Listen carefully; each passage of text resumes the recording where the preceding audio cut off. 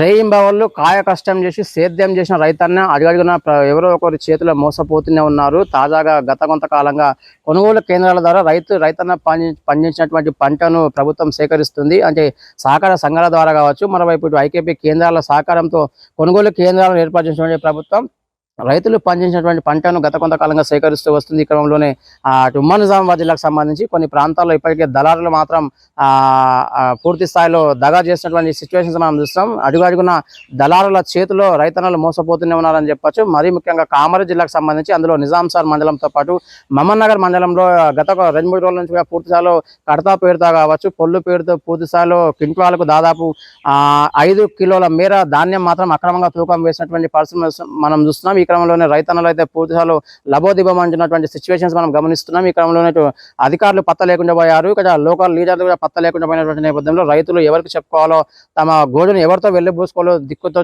స్థితిలో పడిపోయినటువంటి పరిస్థితులు మనం చూస్తున్నాం. ఎందుకంటే గత కొంతకాలంగా తెలంగాణ రాష్ట్ర సర్కార్ పూర్తిస్థాయిలో కొనుగోలు కేంద్రాలు నిర్వహించి రైతన్నలకు ఆటంకం కలిగించకుండా కొనుగోలు కేంద్రాలు ఏర్పాటు చేయడంతో పాటు ధాన్యాన్ని సమగ్రంగా తూకం వేయాలంటూ కూడా ఇప్పటికే ఆదేశాలు జారీ చేసింది. ఈ క్రమంలోనే ఇక్కడ అధికారుల కుమ్మక్కు కావచ్చు, మరోవైపు మిల్లర్ల మాయాజాలం మాటిన పూజల రైతన్న మాత్రం తీవ్ర స్థాయిలో మోసపోతున్నటువంటి సిచ్యువేషన్స్ మనం చూస్తున్నాం.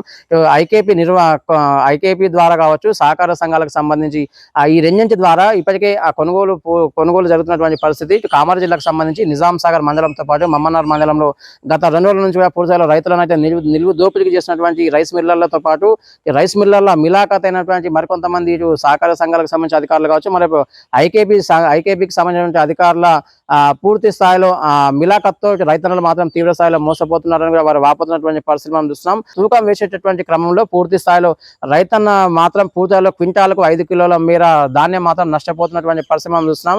ఎందుకంటే 6 కాలం శ్రమించి సేద్యం చేసినటువంటి రైతన్నకు 4 మెతుకులు లోపలికి వెళ్ళాలన్నా 4 కాలం సంపాదించాలంటే కూడా ఆ 5 నుంచి 10 కిలోలు మాత్రమే గిట్టుబాటు అవుతుంది. కాబట్టి ఆ రైతన్నకు మిగిలేటటువంటి ఆ 5 నుంచి 5-6 కిలోల ధాన్యం కూడా అక్రమంగా తరలిపోతున్న నేపథ్యంలో రైతులు మాత్రం కన్నీటి పర్యంతం అవుతున్నటువంటి సిచ్యువేషన్స్ మనం చూస్తున్నాం. ఇటు ఈ అంశానికి సంబంధించి ఇటు సహకార సంఘాలకు సంబంధించి అంటే పిఎస్సిఎస్ సెంటర్కి సంబంధించి సిఇఓలను సంప్రదించినప్పటికీ కూడా, మరోవైపు ఇటు ఐకేబీ నిర్వాహకులకు సంబంధించి అక్కడ ఉన్నటువంటి మరికొంతమంది ఉద్యోగులకు సంప్రదించినప్పటికీ కూడా వారంతా కూడా తమకేమీ పట్టనట్టుగా వివరిస్తున్నటువంటి పరిస్థితి మనం చూస్తున్నాం. అంటే ధాన్యం తూకం వేసినటువంటి అనంతరం దాదాపు క్వింటాలకు 5 కిలోల మేర అక్రమంగా ధాన్యం తూకం వేసి ధాన్యం తూకం వేసినటువంటి ధాన్యాన్ని మరోవైపు ఇటు లారీల సహాయంతో రైస్ మిల్లర్ల చెంతకు చేరేటటువంటి క్రమంలో అక్కడ రైతులను కూడా అక్కడ కూడా చివరికి రైతులు మోసపోతున్నటువంటి పరిస్థితి. మిల్లర్ల మాయాజాలం మాటిన పూర్తి రైతన్నలు కూడా అక్కడ కూడా మోసపోతున్నటువంటి పరిస్థితి మనం చూస్తున్నాం.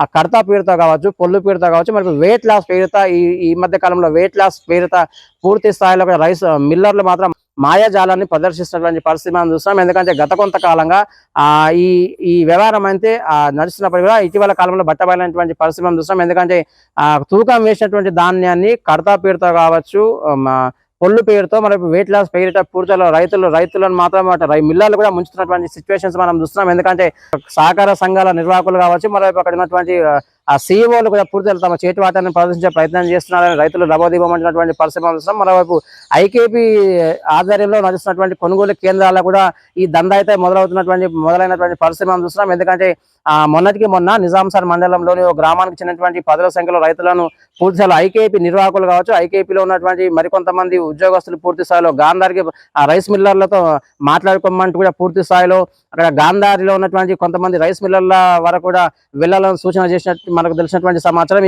ఇటు ఐకేపీ కేంద్రాల నిర్వాహకులు మాత్రం రైస్ మిల్లర్లతో మిలాఖతై వారితో మాట్లాడే ప్రయత్నం చేయాలని కూడా ఇప్పటికే చెప్తున్నటువంటి పరిస్థితి మనం చూస్తున్నాం. మొత్తానికి రైస్ మిల్లర్ల మాయాజాలంతో రైతులు మాత్రం దిగులు చెందినటువంటి పరిస్థితి మనం చూస్తున్నాం. ఇప్పటికైనా రైతులు మోసపోతున్నటువంటి ఈ పరిణామ క్రమాన్ని ఉద్దేశించి అయితే జిల్లా స్థాయి అధికారులు కావచ్చు, మరోవైపు ఇక్కడ లోకల్ గా ఉన్నటువంటి మరికొంతమంది లీడర్లు వీటిపై దృష్టి సారించాల్సిన అవసరం ఎంతైనా. ఎందుకంటే 6 కాలం సేద్యం చేసి పంట పండించేటటువంటి రైతన్నకు ప్రతి ఒక్కరు తోడుగా నిలవాలని మనము ఆశిద్దాం. Over to studio.